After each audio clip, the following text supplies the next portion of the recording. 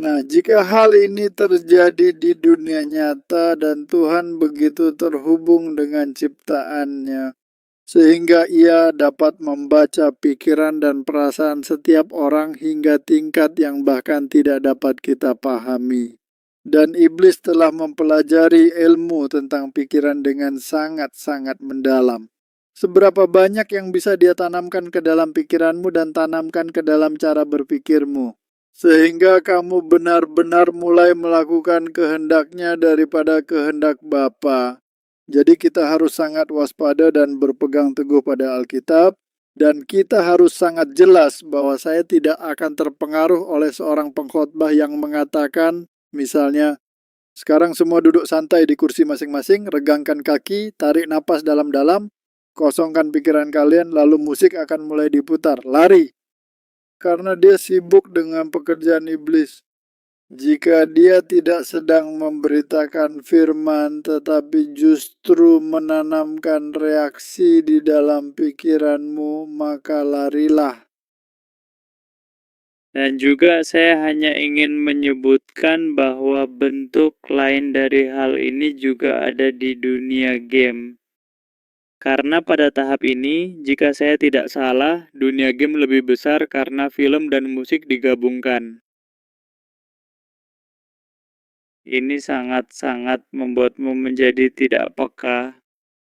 Tadi Anda menyebutkan tentang penistaan agama dan semua hal yang membuat orang menjadi tidak peka. Dan semua hal mengerikan yang terjadi, seperti Anda tahu, pembunuhan tanpa alasan, dan penculikan serta hal-hal mengerikan yang menimpa anak-anak dan khususnya para gadis. Dan semua hal ini akan membuatmu menyadari bahwa kamu telah diprogram sebelumnya untuk mulai berpikir seperti ini begitu kamu memasuki dunia semacam itu. Dan juga roh nubuat sangat jelas. Dia memperingatkan dengan sangat jelas bahkan tentang novel-novel. Pada zamannya itu adalah novel. Jauhilah tulisan-tulisan orang kafir. Baiklah, jadi itulah spiritisme. Jadi di mana kamu ingin menemukan spiritisme? Kamu akan menemukan spiritisme terjalin dalam setiap aspek kehidupan. Itulah dia. Segalanya. Dan Anda bahkan tidak menyadarinya. Anda bahkan tidak menyadarinya. Anda tahu pendeta generasi yang lahir pada tahun 2000-an, kurasa itu disebut Gen Z. Ya, begitulah. Ya. Saya kenal banyak dari mereka. Mereka benar-benar tergila-gila dengan dunia game, dan tidur sekitar pukul 7 pagi adalah hal yang biasa bagi banyak dari mereka. Seolah-olah mereka bisa dengan mudah begadang sepanjang malam. Mereka tidak makan. Mengenakan headphone, bermain game bersama teman-teman mereka. Dan setelah selesai bermain game, mereka membuka Netflix atau apapun namanya dan menonton serial demi serial. Dan rasanya seperti... Itu seperti narkoba. Baiklah. Sekarang izinkan saya melangkah sedikit lebih jauh dari itu. Dengan kata lain, seluruh generasi ini telah dididik dalam suatu bentuk keberadaan pengalaman yang bersifat sensual tertentu. Apakah Anda setuju dengan hal itu? Dan kini mereka sedang mencari aspek spiritual. Dan kemana mereka mencarinya? Dan Anda akan menemukan bahwa media memberitahu kita dan berita memberitahu kita bahwa mereka semakin tertarik pada Katolik. Karena unsur mistis yang sama itu memenuhi apa yang telah mereka kenal dalam pengalaman sehari-hari. Begitu pula dengan gereja-gereja karismatik. Dan gereja-gereja karismatik, mereka merasa dipenuhi. Sedangkan agama yang rasional dan berbasis firman adalah sesuatu yang tidak memuaskan hasrat tersebut. Itu membosankan. Saat saya belajar dan pergi ke gereja Advent hari ke-7 untuk pertama kalinya, saya ingat betapa terkejutnya kami dalam musiknya. Karena menurut saya khotbahnya lumayan, saya bisa menerimanya. Tapi musiknya ada sesuatu yang harus dilakukan mengenai hal ini. Dan hari ini saya tidak ingin mendengar apapun selain lagu-lagu pujian. Karena kamu berasal dari dunia, maksud saya ini seperti mendengarkan.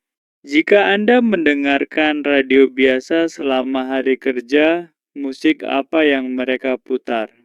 Jadi, Anda pergi ke gereja dan menyanyikan lagu pujian.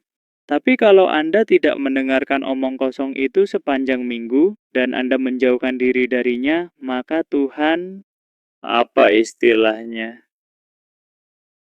Tapi Anda membersihkan diri dari semua hal yang menyumbat itu. Itu beracun. Ya, itu berbicara.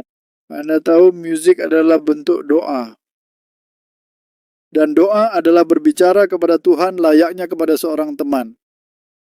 Jadi apakah Anda berbicara kepada seorang teman dengan mengulang-ulang frasa berulang kali, bahkan dalam lirik lagu? Maksud saya, jika kamu mencoba itu pada istrimu, mencoba menyampaikan sesuatu kepadanya, dia akan mengatakan bahwa kamu sudah gila. Tapi begitu kamu melakukannya di lingkungan gereja, hal itu tampaknya tidak menjadi masalah sama sekali. Jadi jika musik adalah bentuk doa, maka keseluruhan acara adalah bentuk doa. Dan itu pasti masuk akal karena Anda sedang berkomunikasi dengan Tuhan. Itulah mengapa saya juga menyukai lagu-lagu pujian. Maksud saya, lagu-lagu pujian favorite saya adalah misalnya Lead Me to Calvary. Lead Me to Calvary atau dan And Can It Be? And Can It Be. Karena lagu-lagu itu begitu indah. Atau bahkan How Great Thou Art. Dan para Jesuit mengatakan mereka tidak bisa menyanyikan bait ketiga karena bait itu berbicara tentang penebusan dan bahwa Kristus mati untukmu dan mereka tidak setuju dengan teologi tersebut. Itulah mengapa saya ingin menyanyikannya dengan lebih keras lagi. Karena mereka tidak setuju dengan hal itu. Dan saya benar-benar ingin membuat mereka kesal dengan meneriakannya dari atas atap. Amin.